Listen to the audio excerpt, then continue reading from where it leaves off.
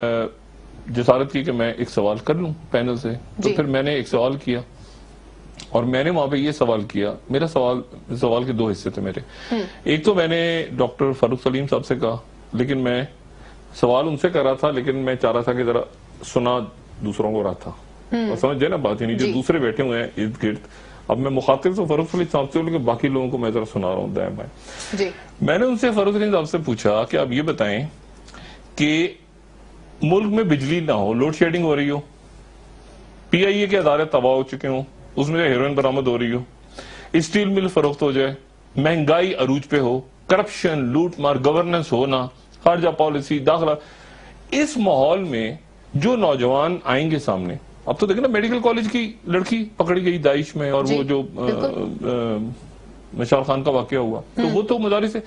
تو میں نے کہا جی یہ بتائیں کہ یہ جو بیڈ گورننس ہے اور یہ سارا، کیا اس کا تعلق نہیں ہے انتہا پسندی سے؟ یہاں سارا کچھ تو ڈسکس ہو گیا کافی دیر سے، اور یہ تو 2001 سے ہم سنتے آ رہے ہیں کہ دہشت گردی کے خلاف وار آن ٹیرر کا منترا، اور یہ تو پٹی ہوئی کہانی ہے ہر دفعہ. مطلب یہ تو کتنی میرے خیال سے 50 کروڑ اس کے اوپر دنیا میں کانفرنسیں ہو چکی ہیں. لیکن میں نے یہ پوچھا پاکستان کے موجودہ حالات کے لحاظ سے کہ کیا اس کا بھی کوئی تعلق ہے کہ لوگ دہشت گردی کی طرف جو مائل ہو جاتے ہیں، انتہا پسندی کی طرف. اور دوسرا جو ہے وہ میرا سوال تھا پروفیسر رفیق اختر صاحب سے، اور وہ سوال یہ تھا، میں نے کہا جی ذرا اس فرمان کے بارے میں بتائیے،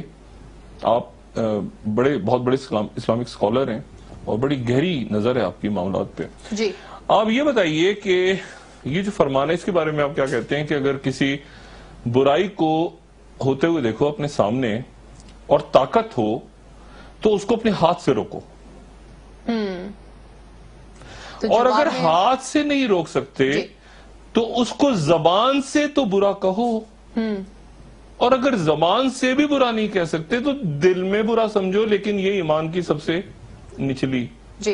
آخری سٹیج ہے، آخری سطح ہے.